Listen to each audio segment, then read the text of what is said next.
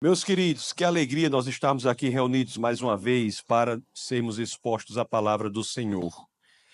E hoje nós nos debruçaremos sobre os 9 primeiros versos do livro de Josué.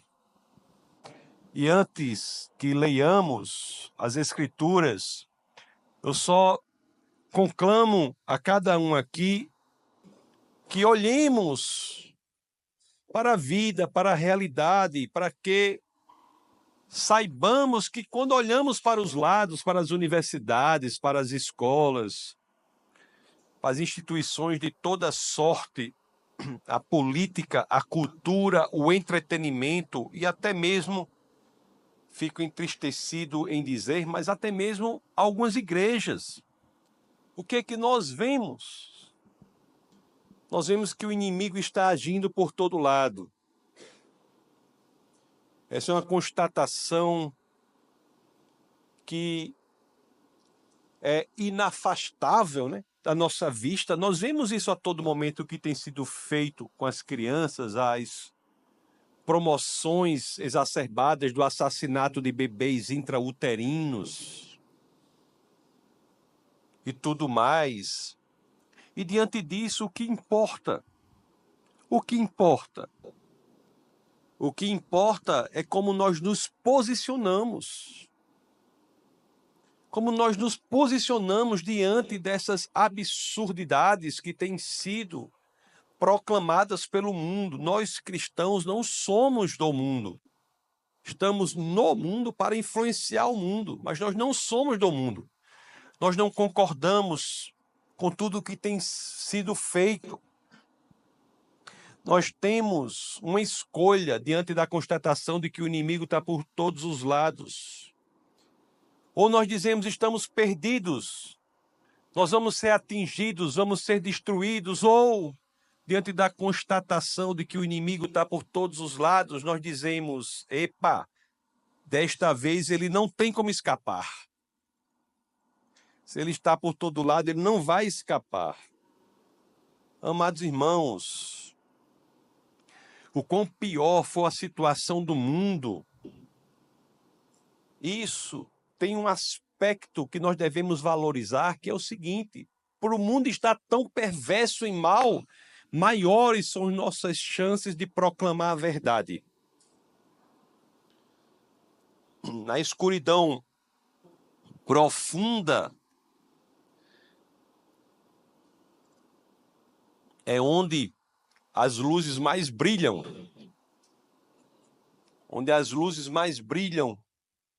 Na escuridão profunda. Agora eu sei que muitos se acovardam, não se envolvem no projeto que Deus colocou no coração, não se envolvem na igreja. Muitos buscam o máximo que podem receber em troca do mínimo que podem oferecer. A pastora mesmo aqui pregou, não foi, um dia desse, sobre se as pessoas quiserem a igreja primitiva, é possível. Agora, envolve um comprometimento que talvez aqueles que queiram não estejam cientes de como era a igreja primitiva em termos de comprometimento de cada um. O problema, amados irmãos, é que muitos se tornam especialistas em serem crentes camuflados e às vezes não se dão conta de que correm o risco desta camuflagem se tornar quem eles são. E talvez essa descoberta seja tarde demais. É diante disso tudo, amados irmãos, que o livro de Josué é essencial. Porque o livro de Josué, ele fala da nossa conduta diante da guerra, diante da batalha.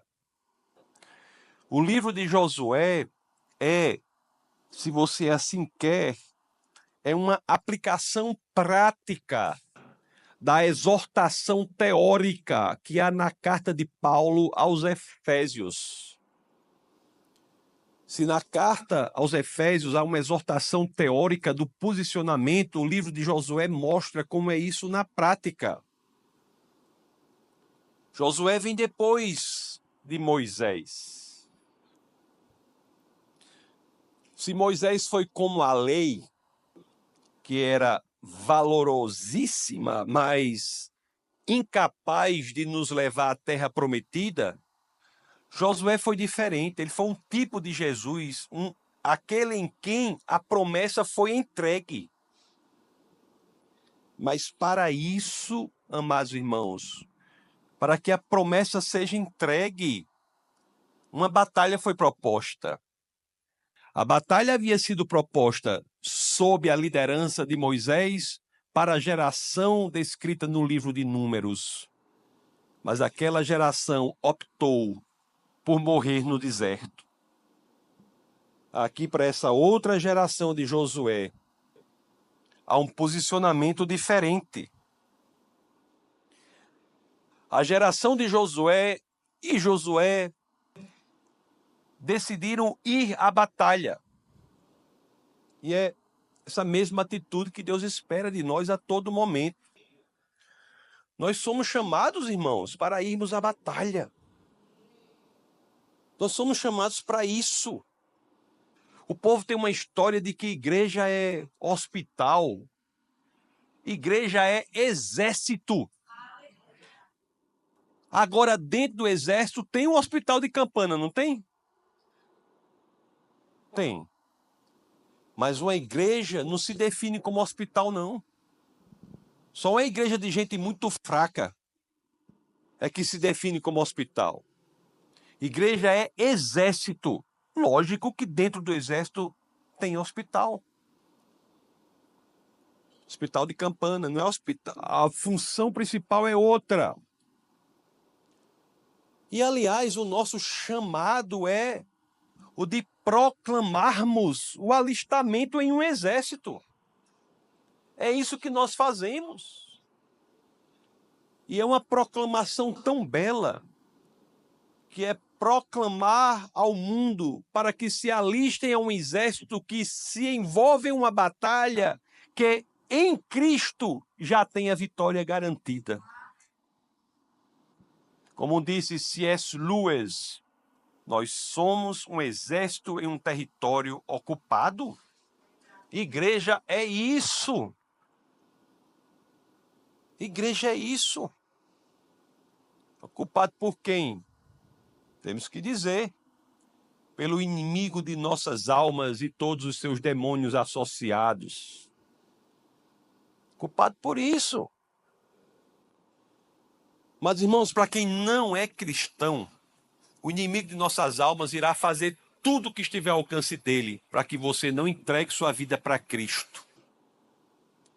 Mas para aquele que é cristão, o inimigo de nossas almas fará tudo que está ao alcance dele para que você seja alguém cuja vida seja absolutamente inútil para o avanço do reino de Deus.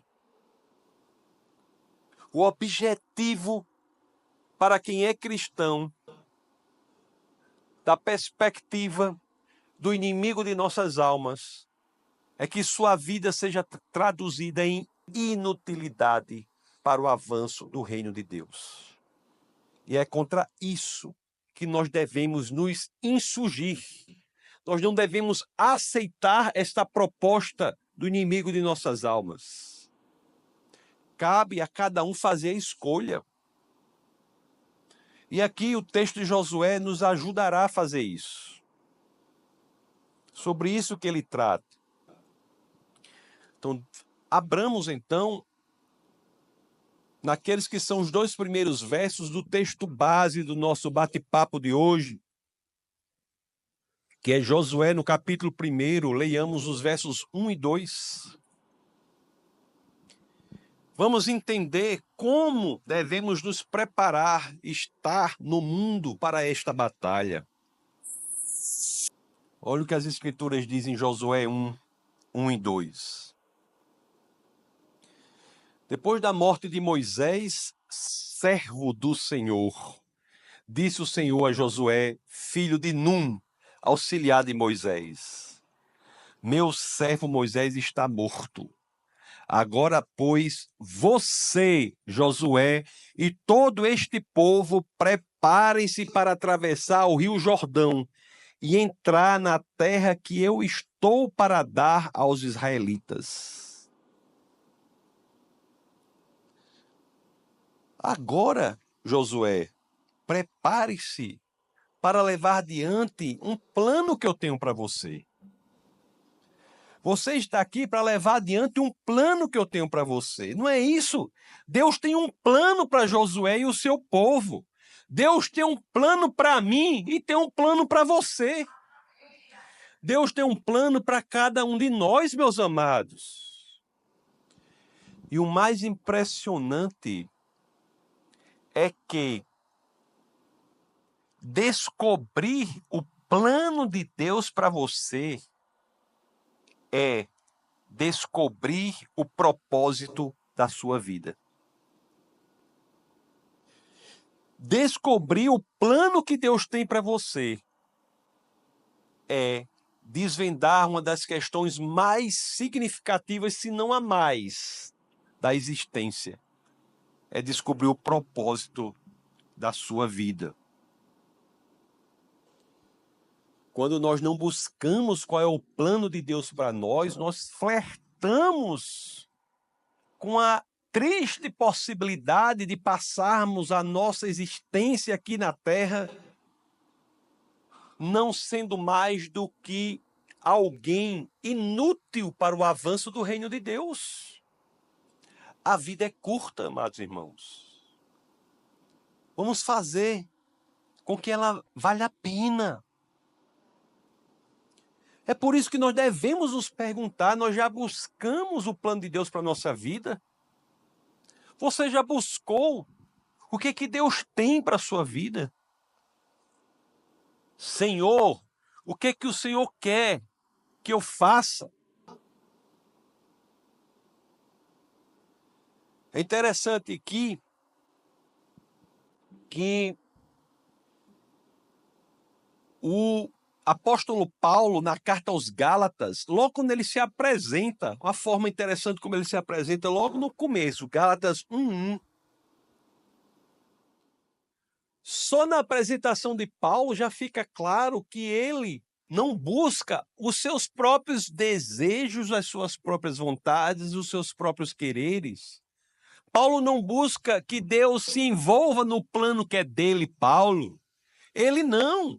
Ele vai dizer na sua própria apresentação que ele está envolvido em outro plano. Ele não é enviado de si mesmo. Ele é enviado de outra pessoa, que é o Deus Criador dos céus e da terra. Olha o que Paulo diz em Gálatas 1:1. Só nessa apresentação é algo poderoso. Diz assim, Paulo, ele se apresentando na carta, Paulo, apóstolo enviado. Enviado? Sim, mas ele vai deixar claro, não da parte de homens, nem por meio de pessoa alguma, mas enviado por Jesus Cristo e por Deus Pai, que o ressuscitou dos mortos. Você está aqui porque você foi enviado.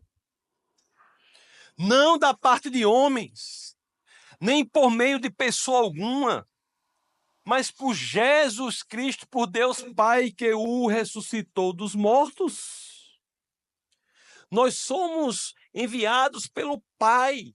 Nós temos um plano de Deus para executar. Agora, será que nós temos dimensão disso, amados irmãos?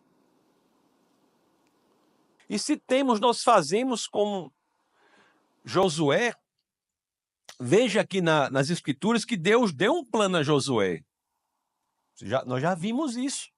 Falou a Josué qual era o plano: atravesse o Jordão, vá para a terra prometida. Eu lhe prometi esta terra aos seus antepassados. Vá à terra prometida, mas isso fará com que você se envolva em uma batalha. Vá para a batalha. Esse é o plano. Aí o que foi que Josué fez? Diante do rio, da iminência da batalha, das dificuldades, das intempéries, dos problemas, dos obstáculos, foi o que Josué fez. Josué ficou, ai Deus, cadê a ponte? Deus providencia um colete salva-vidas. Deus, eu preciso levar tantas marmitas, Deus.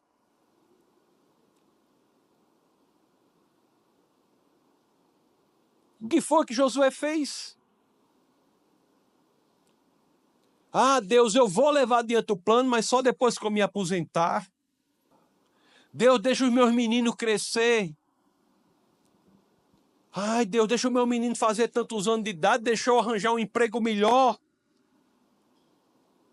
Ai, Deus, deixa acontecer isso, aquilo outro. É isso que Josué faz? Não! Josué tinha convicção do chamado de Deus e resolveu o quê? Avançar. Foi para cima dos obstáculos, enfrentou as dificuldades. Nós temos que ter convicção do plano de Deus. Isso é uma coisa muito importante. Convicção do plano de Deus, que não é o nosso plano. Aliás, nós temos que fazer com que o nosso plano seja o plano de Deus, assim, fazer com que o plano de Deus se torne o nosso plano.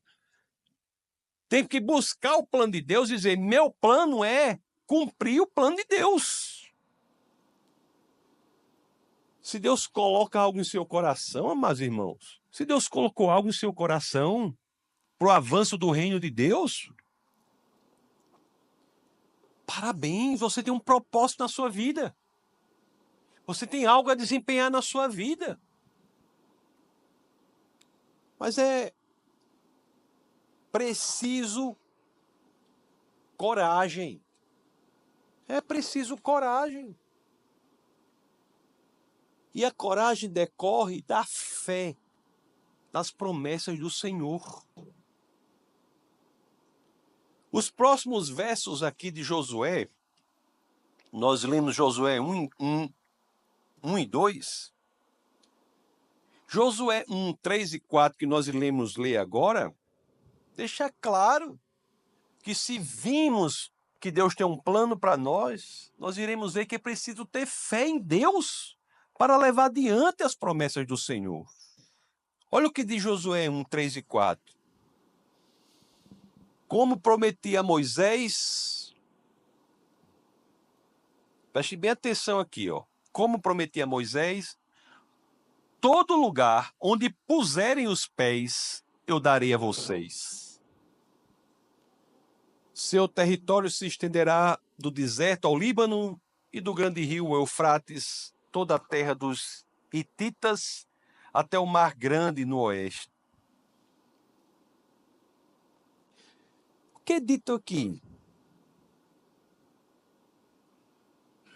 O que é dito aqui em Josué 1:3 que nós lemos?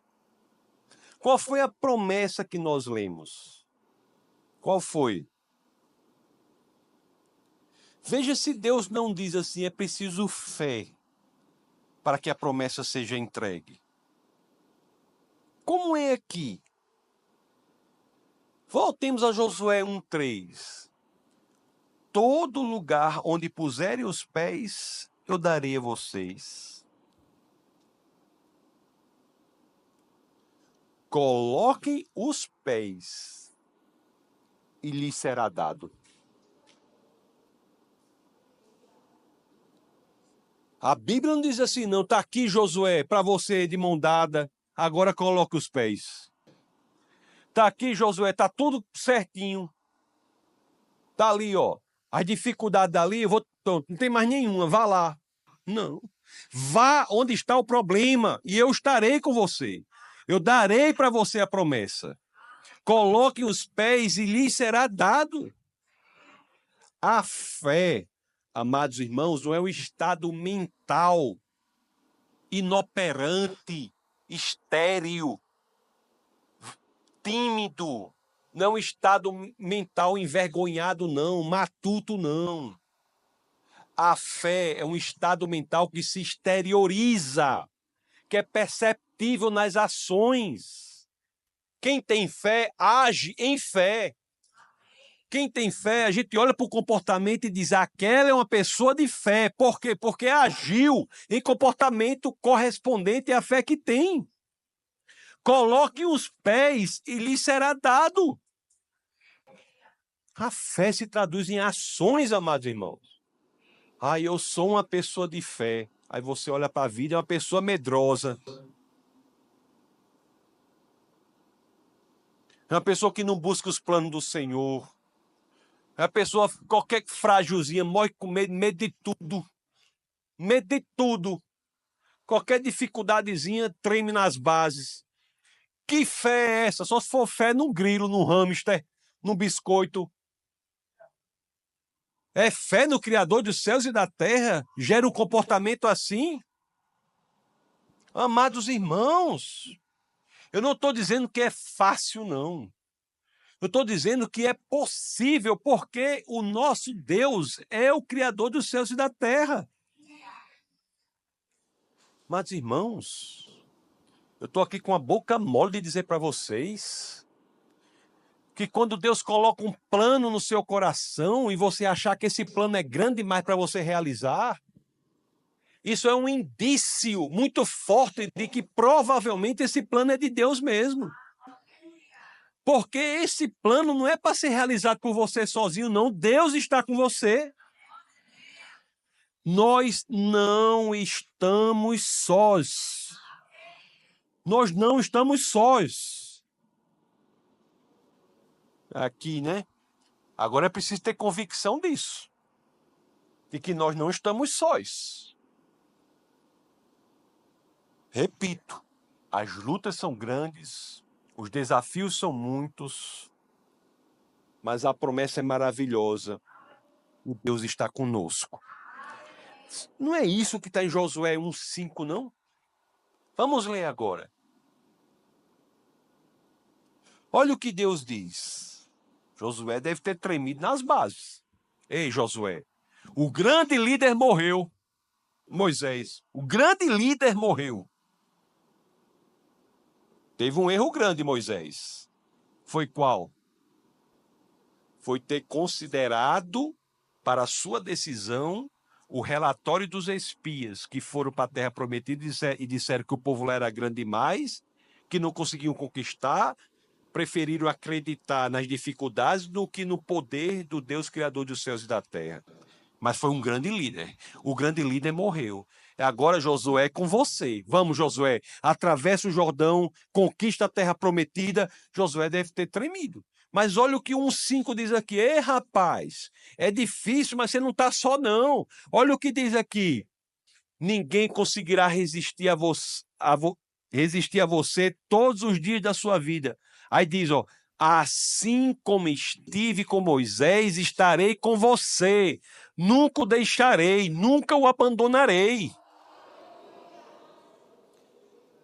Esse é o nosso Deus.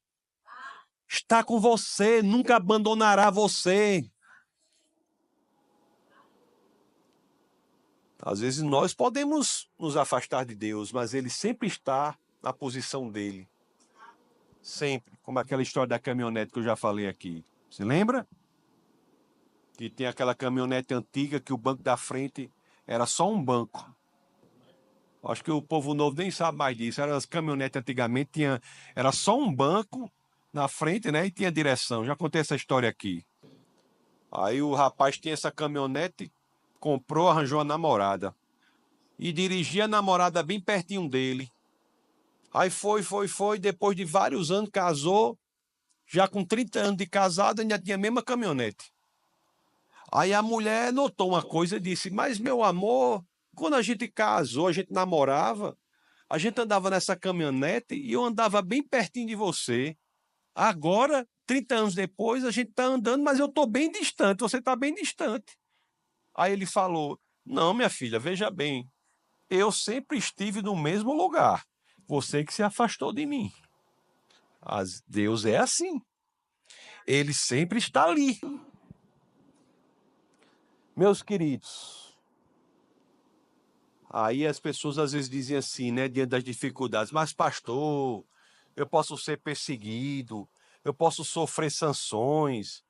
Aí eu estou assim cansado, aí eu digo, mas homem, que conversa mole é essa? É claro, você está na contramão do mundo. Você quer ser amado pelo mundo? Você prega a vida no mundo que proclama o aborto. Você pega a verdade do mundo que proclama narrativas, mentiras. Você prega a justiça no mundo que se regozija na injustiça. Você quer ser amado pelo mundo? Nós somos o sal da terra, não somos o caramelo da terra, não. O povo fica assim. Mas o que é que nós temos que buscar trazer a nossa mente ao nosso coração? Que se estamos no plano de Deus, vamos ter medo de quê? Deus está conosco. Tem uma situação, né, falando rapidamente aqui, dos amigos de Daniel. Você se lembra dessa história? Sadraque, Mesaque e Abednego. Pois é, né? Teve um momento lá que o rei Nabucodonosor fez lá uma estátua lá e disse que todos deveriam se prostrar diante daquela estátua. Tem toda uma pregação importante aí, porque quando a trombeta tocar, toda uma alusão ao que... Mas eu não vou entrar por aí, só quero dizer isso. Fez uma estátua e disse que todos deveriam se prostrar diante daquela estátua. Os amigos de Daniel disseram, não, eu mesmo não. Só me volto para o único e verdadeiro Deus. Lá no livro de Daniel, capítulo 3, 17, que o rei diz assim, ó, se vocês não adorarem essa estátua aqui, esse ídolo, eu vou jogar vocês numa fornalha, e essa fornalha parece que era aquecida 7 vezes mais do que o normal, tanto que queimou até os soldados que estavam perto.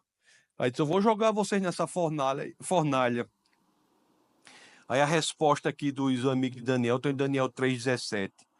Se formos atirados na fornalha em chamas, o Deus a quem prestamos culto pode livrar-nos, e ele nos livrará das tuas mãos, ó rei.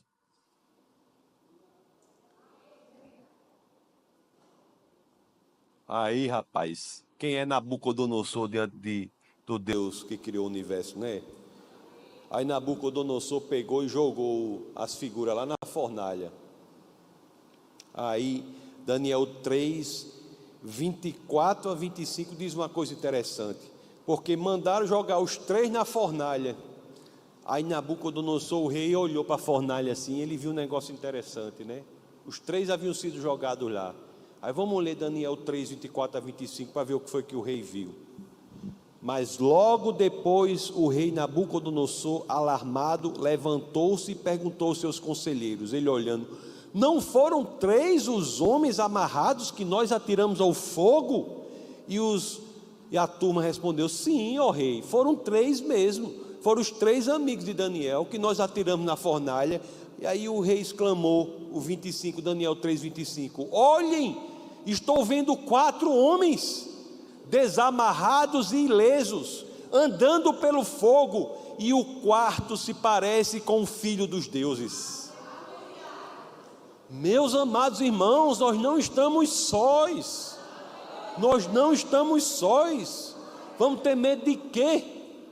Ai meu Deus, eu vou falar de Jesus Cristo, minha família vai ficar com raiva de mim, meus amigos vão me deixar. Mande para lá. Mande para onde quiser. Coragem, irmão. Coragem. Vamos a Josué 1,6. Nós temos Josué 1, do 1 ao 5, vamos ao 6. Coragem. E olha o que diz aqui, Josué 1,6. Seja forte e corajoso, porque você conduzirá esse povo para herdar a terra que prometi sob juramento aos seus antepassados. Seja forte e corajoso, você está proclamando o caminho para que as pessoas possam passar a eternidade na verdadeira Canaã, na Canaã eterna, na promessa que o tempo não deteriora, na promessa do paraíso e da eternidade ao lado do Pai. Tenha coragem, em nome de Jesus. O menino franzino Davi, ele nos ensina muito da forma como ele se posiciona diante das dificuldades, não é? Diante das intempéries, desafios, vicissitudes, problemas da vida. Ele é franzino, mas não é frágil não.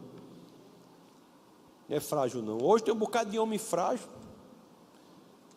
Parece uma casquinha de ovo. Parece umas casquinhas de ovo. Como é que vai avançar o reino de Deus desse jeito? Davi, bem franzinozinho.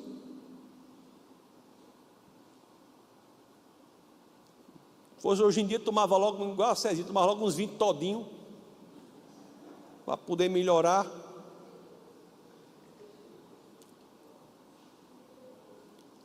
A primeira de Samuel 17:45, só tenta amedrontar Davi. Filisteu tenta amedrontar Davi. Davi era franzinho. Olha a resposta aqui, 1 de Samuel 17:45. Davi, porém, disse ao filisteu: você vem contra mim com espada, com lança e com dardos? Mas eu vou contra você em nome do Senhor dos exércitos, o Deus dos exércitos de Israel, a quem você desafiou. O general que não perde batalhas está conosco. E aqui tem algo mais. Quem desafia o cristão, desafia o próprio Cristo. Vocês já notaram isso? Quem está contra nós, está contra o Deus Criador dos céus e da terra. Contra o Deus Criador dos céus e da terra, aquele sem o qual nenhuma definição de poder é possível. Tem o exemplo de Paulo. Eu sempre digo isso, que é muito interessante, para deixar claro que quem está contra o cristão, está contra o próprio Cristo. Quem persegue o cristão, persegue o próprio Cristo. O exemplo de Paulo que eu falo é o seguinte: Paulo nunca perseguiu Jesus Cristo. Paulo aparece nas Escrituras como um personagem menor na cena de um assassinato de Estevão.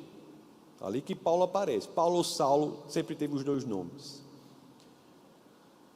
Depois Paulo, como eu já disse para vocês algumas vezes, decide perseguir os cristãos, e não a Cristo, os cristãos, que Cristo já havia morrido.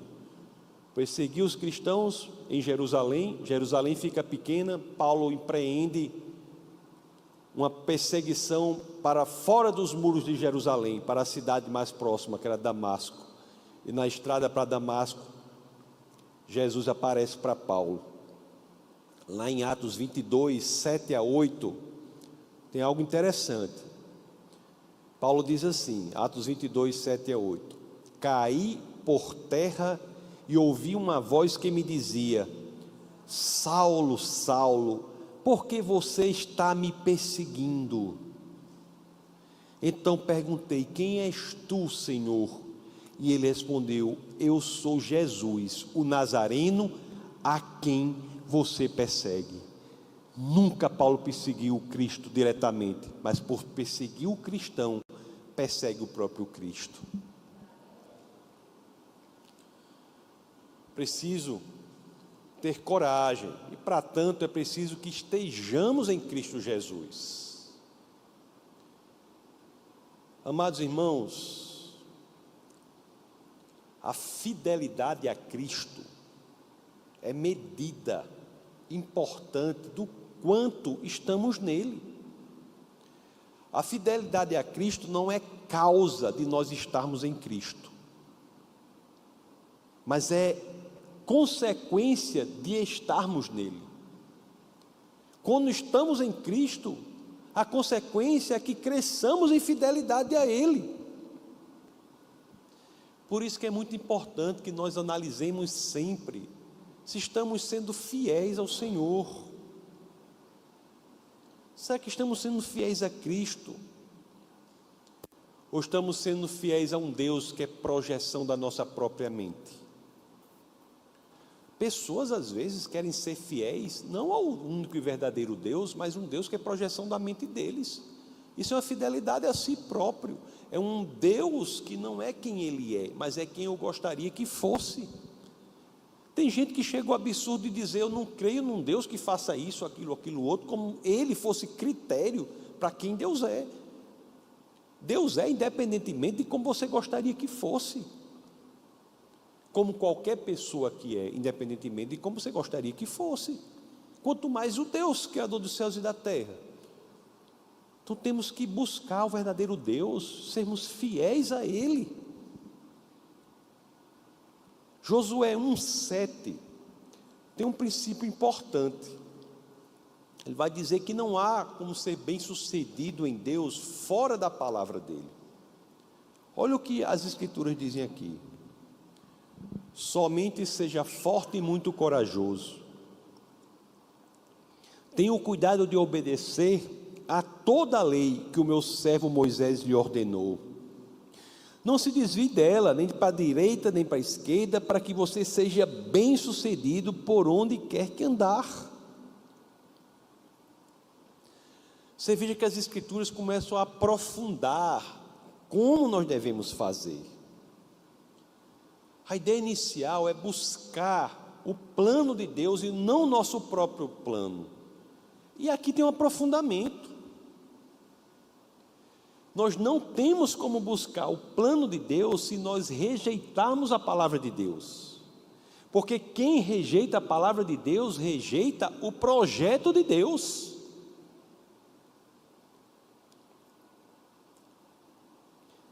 Quem rejeita a palavra de Deus, rejeita o projeto de Deus. Somente seja forte e corajoso. Vou ler de novo. Tenha o cuidado de obedecer a toda a lei que o meu servo Moisés lhe ordenou. Não se desvie dela, nem para a direita nem para a esquerda, para que você seja bem-sucedido por onde você andar. Não se desvie da palavra do Senhor para que você seja bem-sucedido. Se você se desviar da palavra do Senhor, se você rejeitar a palavra do Senhor, os seus planos não serão bem-sucedidos.